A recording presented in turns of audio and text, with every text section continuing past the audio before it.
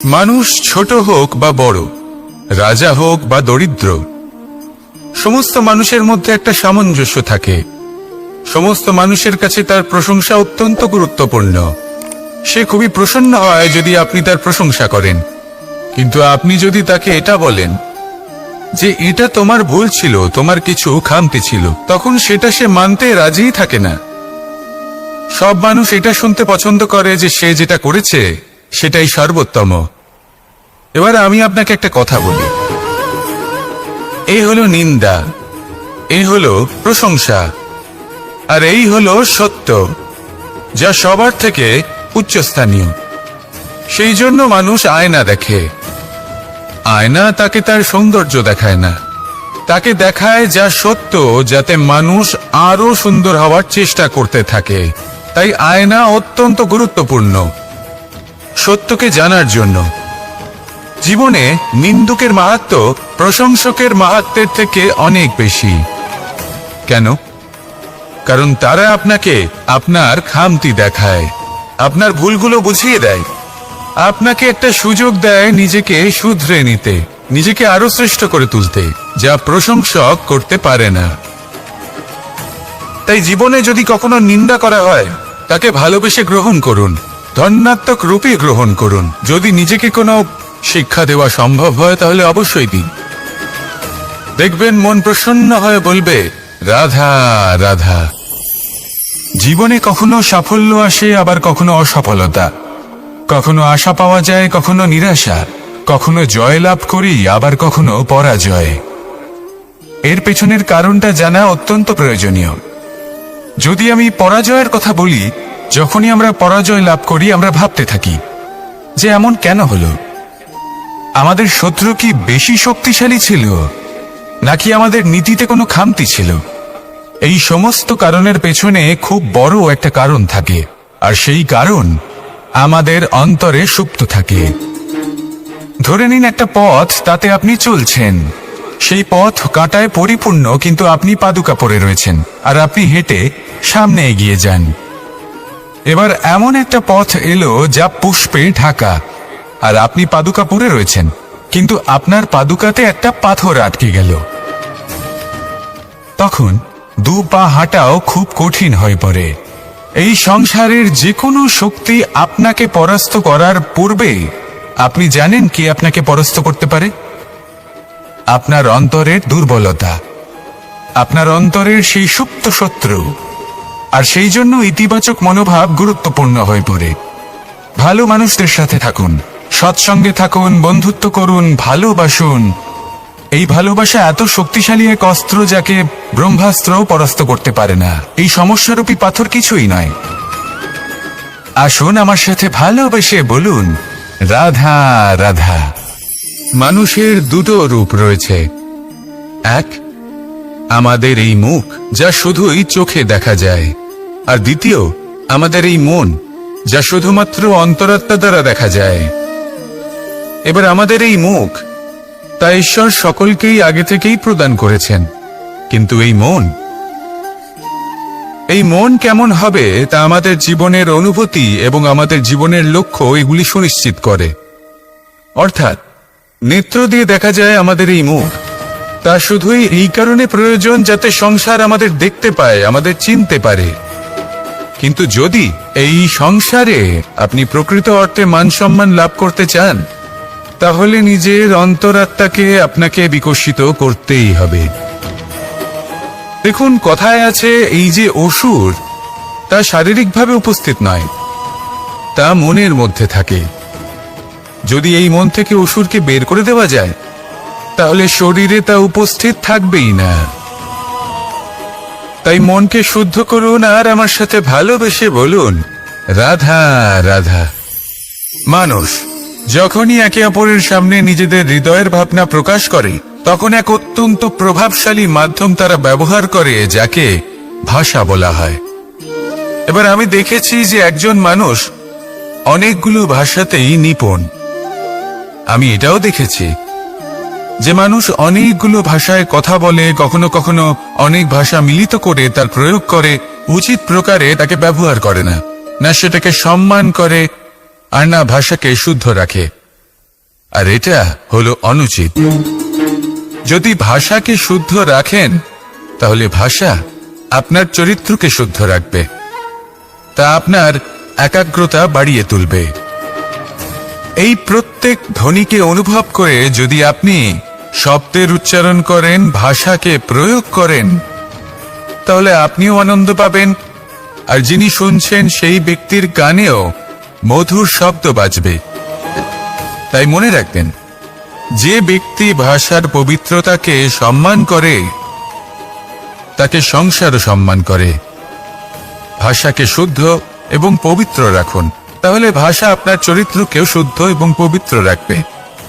আর এই মন সুপ্রসন্ন হয়ে বলবে, রাধা রাধা। এ হলো রামায়ণের সময়কালের কথা। সেতু নির্মাণ করার কাজ চলছিল। সমস্ত বানর সেনা এই কাজে নিযুক্ত হয়েছিলেন। বড় বড় পাথর তুলে নিয়ে এই বানর সেনা সমুদ্রে ফেলছিলেন। এই কাজ চলছিল।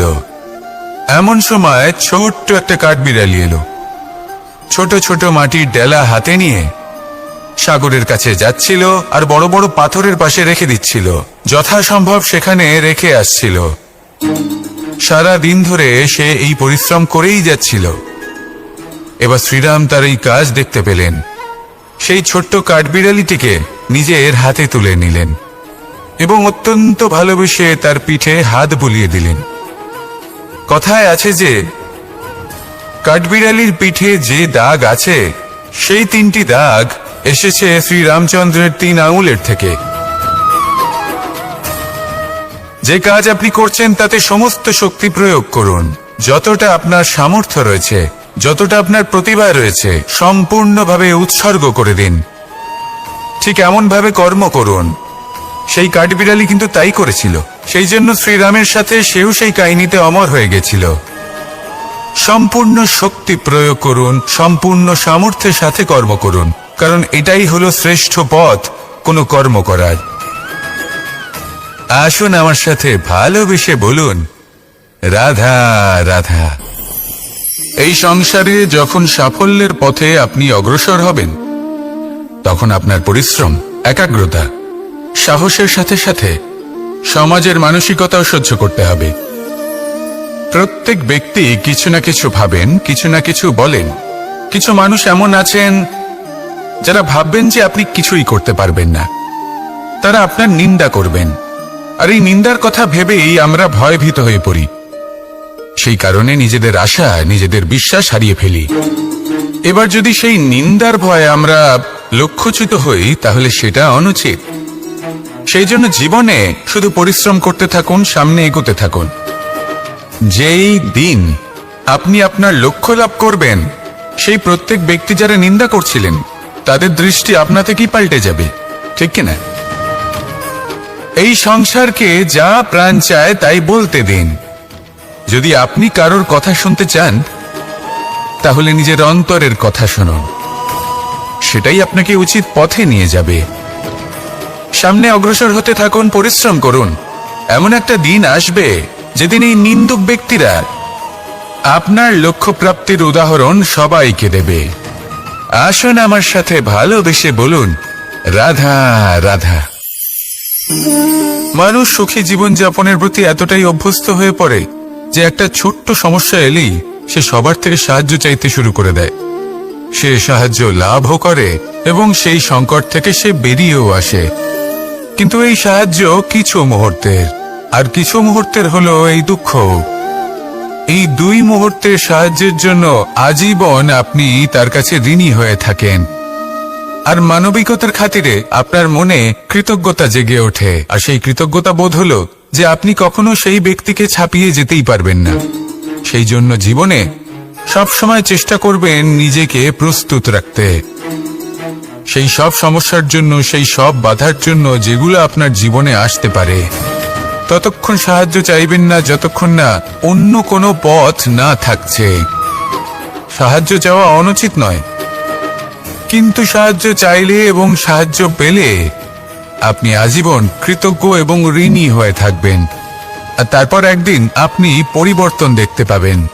যে কিভাবে আপনি ছোট ছোট সমস্যার জন্য সাহায্য না চেয়ে বড় বড় সমস্যার সম্মুখীন হতে প্রস্তুত হয়ে গেছেন। এটাই হলো সংসারের নীতি।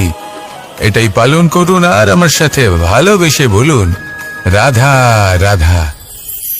এমন অনেক মানুষ আছেন যারা আমাকে ভগবানের পরিভাষা জানতে চান, যে ভগবান আসলে কি, তিনি কেমন। এবার দেখুন, ভগবান হোক বা আপনার স্বপ্ন হোক বা আপনার লক্ষ্য হোক না কেন, সেই লক্ষ্য তখনই পূর্ণ হয়, তখনই তাকে লাভ করা সম্ভব যখন আপনার দৃষ্টিভঙ্গি মঙ্গলময় হয়, যখন আপনি নিজে মনে করবেন যে আমি যেটা পেতে চাইছি তা শুভ। উদাহরণস্বরূপ, কোনো পাখিকে দেখুন, সে গাছের ডালে বসে এবং সেখানেই বিশ্রাম করে, কিন্তু পড়ে না। কেন? কারণ ওর বিশ্বাস যে যে শাখার উপরে ও বসে আছে সেটাই হলো ওর বাসস্থান। যদি আপনি বিশ্বাস করেন তাহলে আপনি পাথরের মধ্যেও ভগবান দর্শন করতে পারবেন। আর যদি বিশ্বাস না থাকে, তাহলে যদি ভগবান সামনে দাঁড়িয়েও থাকে তবেও আপনার বিশ্বাস হবে না। তাই বিশ্বাস করতে শিখুন। এই বিশ্বাসের আধারেই আপনি সেই সব কিছু পাবেন যা আপনি পেতে চাইছেন। আসুন আমার সাথে ভালোবেসে বলুন, রাধা রাধা। গুরু, যিনি পথ দেখান, আমাদের জীবনে অত্যন্ত গুরুত্বপূর্ণ, অত্যন্ত আবশ্যক। কিন্তু কিছু মানুষ মনে করেন যে গুরুর কোনো প্রয়োজন নেই, কারণ এই সমগ্র জ্ঞান মানুষের অন্তরেই নিহিত রয়েছে। এবার প্রশ্ন এটাই, যদি সমস্ত জ্ঞান মানুষের অন্তরে নিহিত থাকে তাহলে গুরুর কি প্রয়োজন? আর যারা আজ পর্যন্ত গুরুকে মেনে এসেছেন তারা কি অনুচিত করেছেন? এর উত্তর আমি আপনাকে দেব একটা উদাহরণ দ্বারা। একটা কাঠ যা জ্বলনশীল, জ্বলনের ঊর্জা তার অন্তরে নিহিত রয়েছে, কিন্তু তার জ্বলনের জন্য বাইরে থেকে একটা অনুঘটকের প্রয়োজন হয়। এই অনুঘটকই হলেন আপনার গুরু। উত্তাপ যা একটা কাঠকে জ্বালাতে পারে, সেই উত্তাপ হলো গুরুর প্রচেষ্টা। যদি সেই গুরুই না থাকে, তার প্রচেষ্টাই না থাকে, তাহলে সেই সমস্ত জ্ঞান যা মানুষের অন্তরে নিহিত তা ব্যর্থ হয়ে যাবে। যদি আপনার সাথে আপনার গুরু থাকেন, আপনার পথ প্রদর্শন করেন, আপনার অন্তরের জ্ঞানকে বাইরে নিয়ে আসতে পারেন, তাহলে তাকে সম্মান করুন আর আমার সাথে ভালোবেসে বলুন, রাধা রাধা। असतो मा सद्गमय, तमसो मा ज्योतिर्गमय, मृत्युर्मा मृतंगमय। জ্ঞান সেটাই যা অসত্য থেকে সত্যের পথে চালিত করে। প্রকাশ সেটাই যা অন্ধকার থেকে আলোর পথে নিয়ে আসে। জীবন সেটাই যা মৃত্যু থেকে অমরত্বের পথে নিয়ে যায়। এবার এই তিনটে, জ্ঞান, জীবন এবং প্রকাশ, একই রকম। শূন্য থেকে এর উৎপত্তি হয় এবং আস্তে আস্তে আপনার জীবনে বিস্তার লাভ করে। এবার আমরা এটাই ভাবি যে কেমন করে এই তিনটিকে আগলে রাখা যায়। এর উত্তর হলো, এদের আগলে রাখার প্রয়োজনই নেই, ভাগ করে দিতে হবে। কোনো বৃক্ষকেই দেখে নিন, একটি বৃক্ষ অনেক বছর ধরে বেঁচে থাকে। কেন? কারণ সে ভাগ করে দিতে জানে। সে নিজের বীজ ছড়িয়ে দেয়, এই ধরিত্রীতে দেয়, সেই বীজ যা অঙ্কুরিত হয়ে এক নতুন বৃক্ষকে জন্ম দেয়। শুধু ছড়িয়ে দিয়ে একটি বৃক্ষ জীবন দান করতে পারে। যদি কোনো ব্যক্তি জ্ঞান ছড়াতে শিখে যান, যদি প্রকাশ, আলোর কিরণ ছড়িয়ে দিতে শিখে যায়, কোনো ব্যক্তি তার জীবনের সুখ ছড়িয়ে দিতে শিখে যান, তাহলে তিনি মৃত্যুর পরও মৃত হন না। এই ভাগ করে দেওয়ার সুখটাই কিছুটা আলাদা। এই সুখ অনুভব করুন আর আমার সাথে ভালোবেসে বলুন, রাধা রাধা। আপনি কখনো কোনো সরোবরের দিকে তাকান, যার জল হলো শান্ত, স্থির। আপনি স্পষ্ট দেখতে পাবেন সেই সরোবরের তলদেশে কি রয়েছে। তাতে সাঁতরে বেড়াচ্ছে সুন্দর মাছ, চকচকে কিছু পাথর, স্বর্ণরূপী বালি, সবই আপনি দেখতে পাবেন। কিন্তু যখনই আপনি একটা ছোট্ট পাথর তুলে সেই জলে ছুঁড়ে ফেলবেন, তখন সেই জল বিচলিত হবে আর সেই স্পষ্টতা ন্যূনতম হয়ে যাবে। তারপর কিছুই স্পষ্টভাবে দেখা যাবে না। এই ঘটনা মানুষের সাথেও ঘটে। মানুষ যদি বিচলিত হয়ে পড়ে, তখন সে বুঝতে পারে না যে বর্তমানে কি হয়ে চলেছে আর ভবিষ্যতে কি করা উচিত। কিন্তু সেই মানুষ যদি শান্ত থাকেন, স্থির থাকেন, ধন্যাত্মক থাকেন, তাহলে নিশ্চিত রূপেই বুঝতে পারবেন যে বর্তমানে কি করতে হবে আর ভবিষ্যতে কি করতে হবে। তাই নিজের মধ্যে সেই স্থিরতা আনুন, সেই ধৈর্য ধরুন, নিজেকে শান্ত রাখুন আর সবার মধ্যে ভালোবাসা ছড়িয়ে দিন। এই মন প্রসন্ন হয়ে বলবে, রাধা রাধা। সম্পর্ক এ হলো এক বন্ধন যা আমাদের এক সূত্রে বেঁধে রাখে। কিন্তু এমন কিছু ব্যক্তি থাকেন যারা এই সম্পর্কের বিষয়ে নিজস্ব একটা ধারণা করে ফেলেন যে সম্পর্ক এরকম হওয়া উচিত, সম্পর্ক সেরকম হওয়া উচিত। আমি এই সম্পর্কের জন্য কত কিছু করেছি এই ব্যাখ্যা করতে থাকেন আর তার বদলে অনেক কিছু প্রত্যাশাও করেন। কিন্তু সত্য হলো এটাই যে সব সম্পর্ক একরকমের হয় না, কিন্তু প্রত্যেক সম্পর্কের একটা বিশেষত্ব থাকে। যেমন চোখ আর নাকের এই সম্পর্ককেই দেখুন। চোখের সব থেকে কাছে কে আছে? নাক আছে। কিন্তু এই চোখ দিয়ে এই নাককে আমরা দেখতেই পাই না। তবে কি ধরে নেব এই সম্পর্কের কোনো মূল্য নেই? এমনও নয়। ঠিক এইভাবে যদি কোনো ব্যক্তি তার আবেগ আপনার কাছে ব্যক্ত করতে না পারেন বা প্রকট করতে না পারেন বা আপনাকে বোঝাতে না পারে, তাহলে তার মানে এটা নয় যে তার সাথে আপনার সম্পর্কের তিক্ততা রয়েছে। এমনটা কখনোই নয়। শুধু চোখ আর নাকের এই সম্পর্কের মতোই হলো আমাদের জীবনে আমাদের আপনজনের সাথে সম্পর্ক। যদি কারোর ব্যবহার আপনার প্রতি অনুচিত হয় বা যদি কেউ অনুপস্থিত থেকে থাকে বা কেউ যদি আপনাকে বুঝতে না পারেন, তাহলে তার অর্থ এটা নয় যে আপনি সেই সম্পর্ক ভেঙে ফেলবেন। বুঝুন, আপনার জীবনে তার গুরুত্ব কোথায় আর তার জীবনে আপনার। সম্পর্ক গড়ে তুলুন, তাকে পালন করতে শিখুন, একসাথে মিলে চলুন। এই মন সুপ্রসন্ন হয়ে বলবে, রাধা রাধা। এই সমগ্র সংসারের সব থেকে গুরুত্বপূর্ণ ব্যক্তি কে? স্বয়ং আপনি। নিজের জন্য তো বটেই, তাই না? কারণ যখন আপনি জন্মগ্রহণ করেন, নিজের চোখ খোলেন, এই সংসারে আসেন, তখনই তো এই সংসারকে আপনি দেখতে পান, অনুভব করতে পারেন। এখানকার আবেগ, এখানকার মানুষজন তখন থেকেই অনুভব করেন। যদি আপনি না থাকেন, তাহলে এই সংসারের অস্তিত্ব আপনার কাছে শূন্যের সমান, তাই না? আপনি না থাকলে এই সংসারও আপনার কাছে নেই। এবার সবাই বলবেন যে এ তো সত্যি কথা।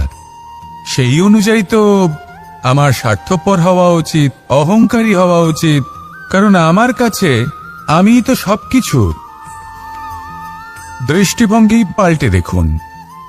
আপনার কাছে সব থেকে বেশি গুরুত্বপূর্ণ ব্যক্তি কে? আপনি নিজেই। সেই মানুষটি কেমন হওয়া উচিত একটু ভেবে দেখুন। সবসময় সকলকে সাহায্য করুন, একসাথে মিলে পরিশ্রম করুন, সাহায্য করুন অন্যদেরকে। এটা অতি আবশ্যক। এবং তার থেকেও বেশি গুরুত্বপূর্ণ হলো এটাই যে আপনার মনে যেন কখনো এই বিষয়ে ভয় না থাকে যে আমি আমার প্রিয়জনদের, আমার কাছের মানুষগুলিকে হারিয়ে ফেলব। এই ভয় কখনোই মনের মধ্যে থাকা উচিত নয়। যদি ভয় থাকে তাহলে থাকুক এই বিষয়ে যে সকল মানুষ আমার জীবন থেকে, আমার থেকে দূরে চলে যাচ্ছেন, তাদের বাধা দিতে দিতে আমি যেন নিজেকেই না হারিয়ে ফেলি, নিজের অস্তিত্বকেই না হারিয়ে ফেলি, নিজের ব্যক্তিত্বকে, নিজের বিচারধারাকে, নিজের করুণার শক্তি না হারাই। তাহলে এই ভয় ত্যাগ করুন আর আমার সাথে ভালোবেসে বলুন, রাধা রাধা। এই ফল কি তা বলার কোনো প্রয়োজন নেই। এই ফল কতটা সুস্বাদু সেটাও বলার কোনো প্রয়োজন নেই।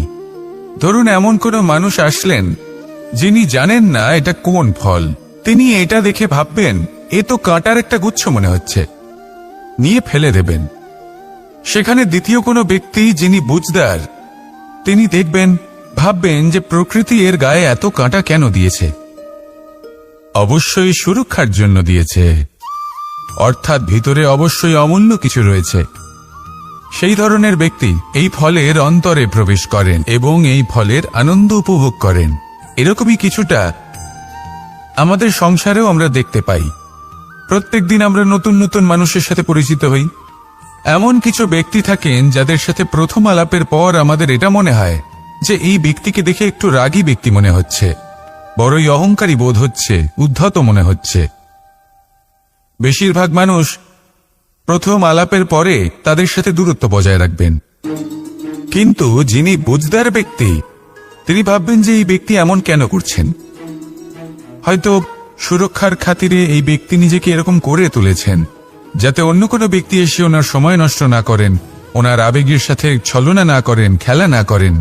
হয়তো অতীতে এমন কোনো ঘটনা ঘটেছে যার জন্য এই ব্যক্তি কিছুটা এরকম হয়ে গেছেন।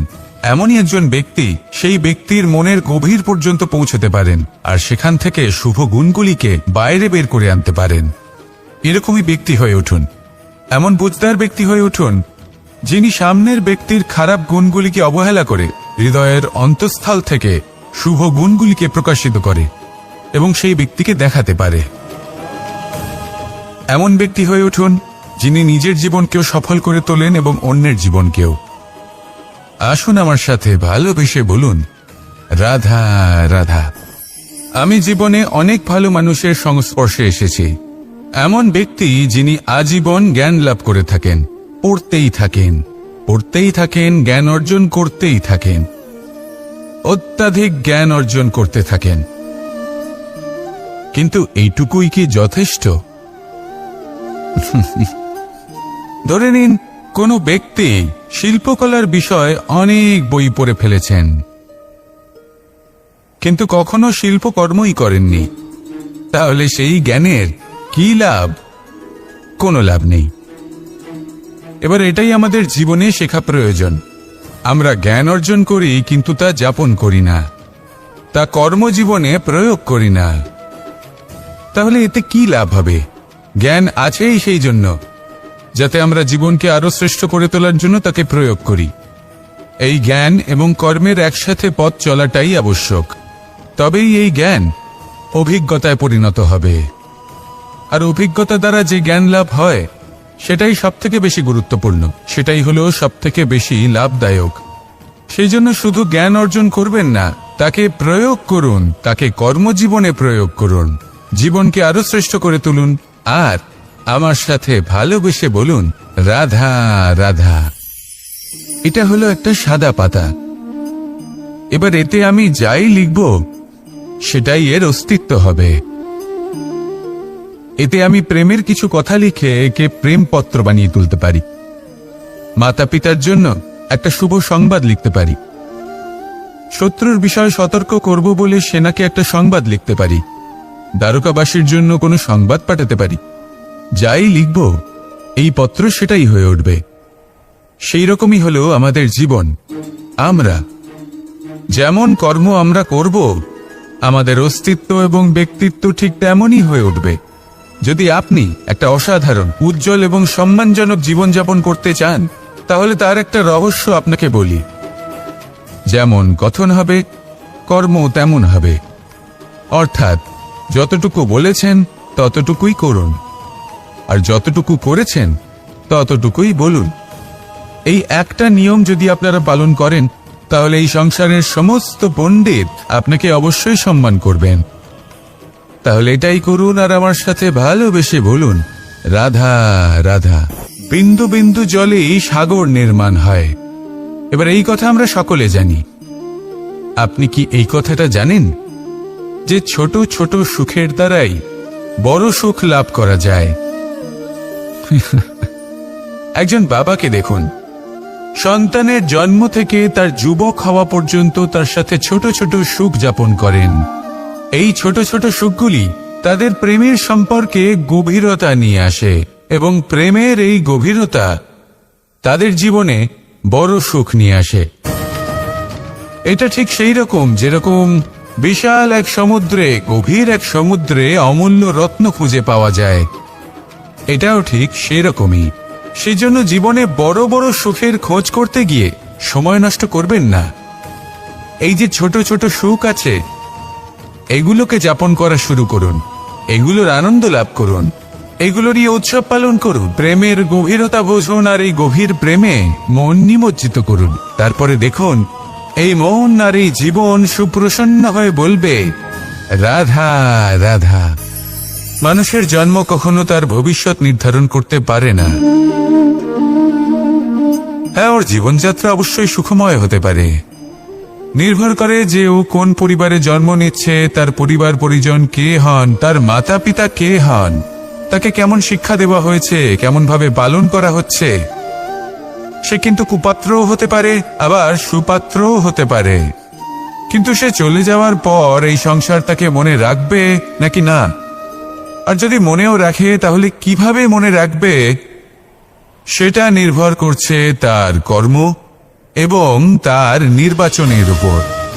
ঠিক যেমন বর্ষার এই জলের ফোঁটা যখন মেঘ থেকে ঝরে পড়ে, তখন তার এই নির্বাচন হলো গুরুত্বপূর্ণ, কারণ তার নির্বাচন তার উপর নির্ভর করছে তার ভবিষ্যৎ কেমন হবে। ঝিনুকের মুখে পড়লে মুক্ত হয়ে ওঠে, সাপের মুখে পড়লে বিষ, আর যদি কোনো পাতায় পড়ে তাহলে শিশিরে পরিণত হয়। তাহলে কর্ম এবং নির্বাচন দুটি জীবনে গুরুত্বপূর্ণ। এদের বিষয় বিশেষ যত্ন নেবেন এবং আমার সাথে ভালোবেসে বলবেন, রাধা রাধা। আমাদের সকলের কাছে বৃক্ষ অত্যন্ত প্রিয়। আমরা সর্বদাই চাই এই বৃক্ষ যেন সবুজ থাকে, ফুলে ফলে ভরে থাকে, আমাদের ছায়া প্রদান করে, তা যেন সুস্থ থাকে, আমাদের ফল প্রদান করে। আর সেই জন্য আমরা প্রতিদিন সেই বৃক্ষকে জল প্রদান করি। কিন্তু কখনো ভেবে দেখেছেন যে জল তো আমরা বৃক্ষের গোড়ায় দিই, তারপরেও এই জল সেই বৃক্ষের প্রত্যেকটি পাতায় ঠিক পৌঁছে যায়? এটা কিভাবে সম্ভব? কিছুটা এরকমই হলো আমাদের কর্ম। যদি এই পৃথিবীতে থেকে শুদ্ধ মনে সৎকর্ম করেন, এই কর্ম সোজা ঈশ্বরের কাছে গিয়ে পৌঁছয়।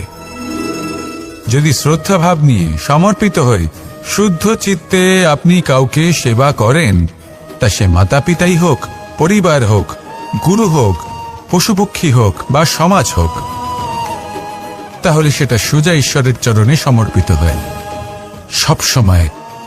সবসময় শুদ্ধ চিত্তে সমর্পিত হয়ে এবং মনে শ্রদ্ধা ভাব নিয়ে কর্ম করুন।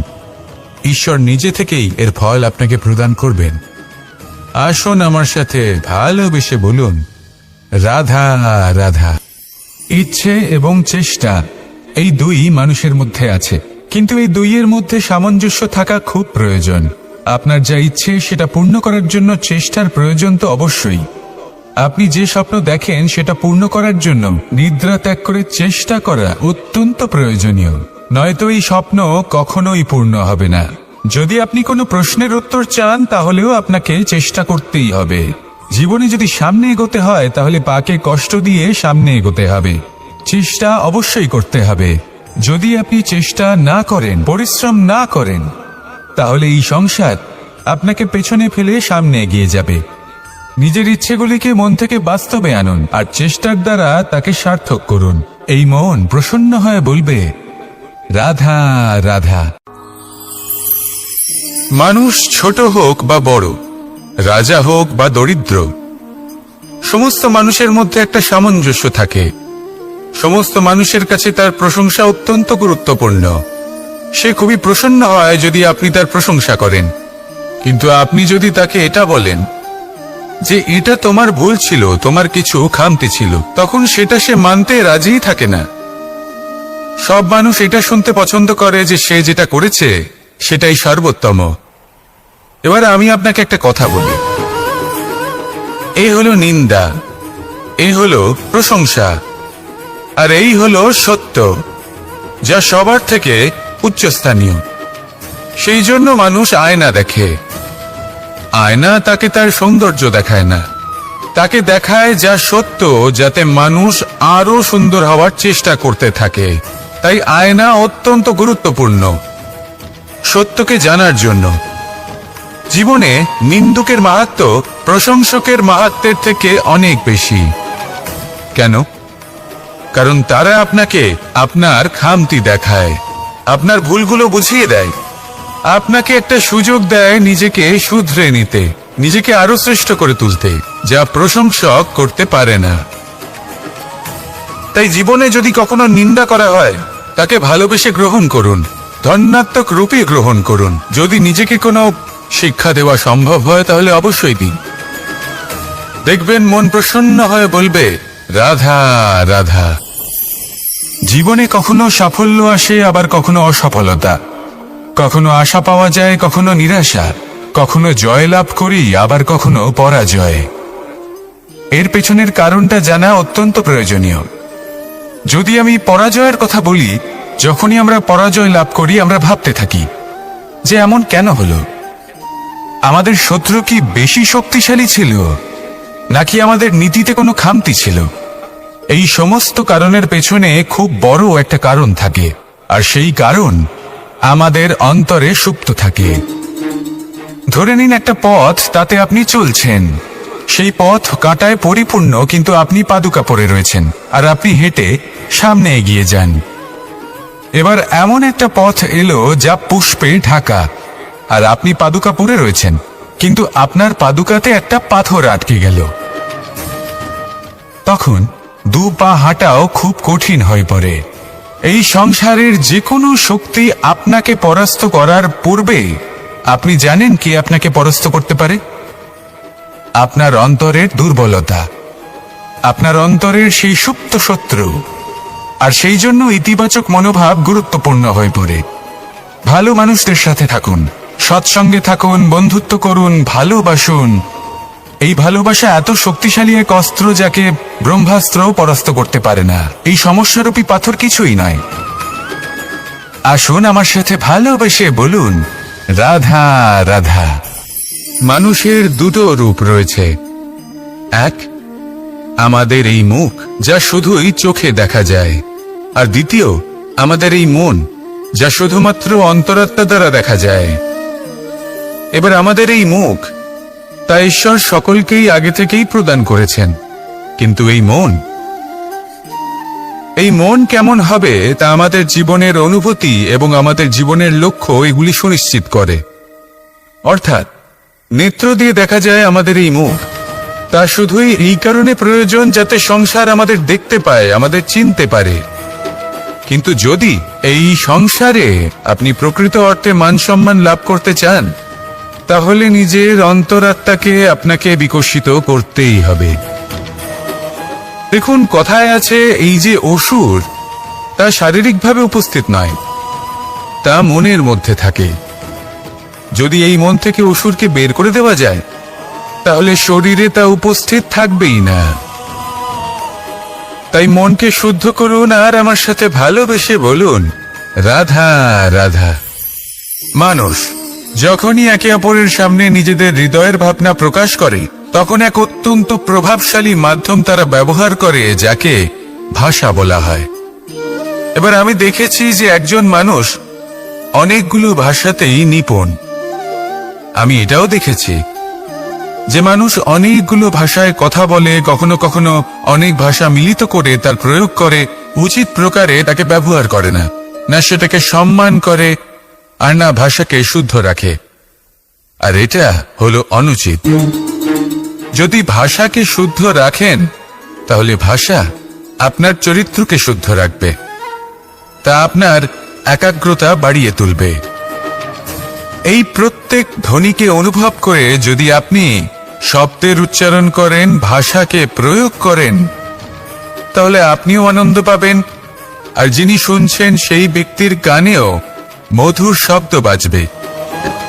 তাই মনে রাখবেন, যে ব্যক্তি ভাষার পবিত্রতাকে সম্মান করে, তাকে সংসারও সম্মান করে। ভাষাকে শুদ্ধ এবং পবিত্র রাখুন, তাহলে ভাষা আপনার চরিত্রকেও শুদ্ধ এবং পবিত্র রাখবে। আর এই মন সুপ্রসন্ন হয়ে বলবে, রাধা রাধা। এ হলো রামায়ণের সময়কালের কথা। সেতু নির্মাণ করার কাজ চলছিল। সমস্ত বানর সেনা এই কাজে নিযুক্ত হয়েছিলেন। বড় বড় পাথর তুলে নিয়ে এই বানর সেনা সমুদ্রে ফেলছিলেন। এই কাজ চলছিল। এমন সময় ছোট্ট একটা কাঠবিড়ালি এলো। ছোট ছোট মাটির ডেলা হাতে নিয়ে সাগরের কাছে যাচ্ছিল, আর বড় বড় পাথরের পাশে রেখে দিচ্ছিল, যথাসম্ভব সেখানে রেখে আসছিল। সারা দিন ধরে সে এই পরিশ্রম করেই যাচ্ছিল। এবার শ্রীরাম তার এই কাজ দেখতে পেলেন। সেই ছোট্ট কাঠবিড়ালিটিকে নিজের হাতে তুলে নিলেন এবং অত্যন্ত ভালোবেসে তার পিঠে হাত বুলিয়ে দিলেন। কথায় আছে যে কাঠবিড়ালির পিঠে যে দাগ আছে সেই 3টি দাগ এসেছে শ্রীরামচন্দ্রের 3 আঙুলের থেকে। যে কাজ আপনি করছেন তাতে সমস্ত শক্তি প্রয়োগ করুন, যতটা আপনার সামর্থ্য রয়েছে, যতটা আপনার প্রতিভা রয়েছে, সম্পূর্ণভাবে উৎসর্গ করে দিন। ঠিক এমন ভাবে কর্ম করুন। সেই কাঠবিড়ালি কিন্তু তাই করেছিল। সেই জন্য শ্রীরামের সাথে সেও সেই কাহিনীতে অমর হয়ে গেছিল। সম্পূর্ণ শক্তি প্রয়োগ করুন, সম্পূর্ণ সামর্থ্যের সাথে কর্ম করুন, কারণ এটাই হলো শ্রেষ্ঠ পথ কোনো কর্ম করার। আসুন আমার সাথে ভালোবেসে বলুন, রাধা রাধা। এই সংসারে যখন সাফল্যের পথে আপনি অগ্রসর হবেন, তখন আপনার পরিশ্রম, একাগ্রতা, সাহসের সাথে সাথে সমাজের মানসিকতাও সহ্য করতে হবে। প্রত্যেক ব্যক্তি কিছু না কিছু ভাবেন, কিছু না কিছু বলেন। কিছু মানুষ এমন আছেন যারা ভাববেন যে আপনি কিছুই করতে পারবেন না।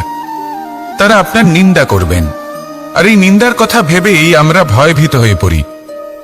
সেই কারণে নিজেদের আশা, নিজেদের বিশ্বাস হারিয়ে ফেলি।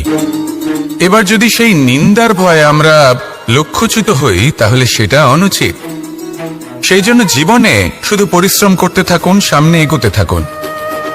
যেই দিন আপনি আপনার লক্ষ্য লাভ করবেন, সেই প্রত্যেক ব্যক্তি যারা নিন্দা করছিলেন তাদের দৃষ্টি আপনা থেকেই পাল্টে যাবে, ঠিক কিনা? এই সংসারকে যা প্রাণ চায় তাই বলতে দিন। যদি আপনি কারোর কথা শুনতে চান, তাহলে নিজের অন্তরের কথা শুনুন। সেটাই আপনাকে উচিত পথে নিয়ে যাবে। সামনে অগ্রসর হতে থাকুন, পরিশ্রম করুন। এমন একটা দিন আসবে যেদিন এই নিন্দুক ব্যক্তিরা আপনার লক্ষ্য প্রাপ্তির উদাহরণ সবাইকে দেবে। আসুন আমার সাথে ভালোবেসে বলুন, রাধা রাধা।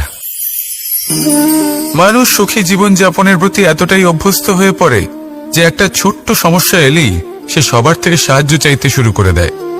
সে সাহায্য লাভও করে এবং সেই সংকট থেকে সে বেরিয়েও আসে।